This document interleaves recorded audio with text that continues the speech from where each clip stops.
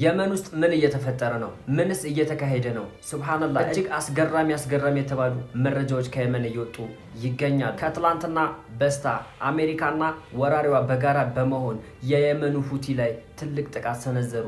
በዛ ጥቃታቸውም ከ72 በላይ ሰዎች ተገደሉ። ያንን የሚያደርጉበት ምክንያት የየመኑ ሁቲ ከፓለስታይን ጎን ሆኖ መፋለሙን እስካላቆመ ድረስ ይሄ ጥቃት እንሰነዝራለን፣ ህዝቡም ቢሆን ከፓለስታይን ድጋፍ ወደ ጎን ለማራቅ ነበር። ሱብሃንአላህ። ታዲያ ይሄ ከተፈጠረ በኋላ የየመን ህዝብ ከሌላው ጊዜ በበለጠ በሚሊዮኖች ሆኖ የፓለስታይን ባንዲራ ይዞ ወደ አደባባይ ወጣ።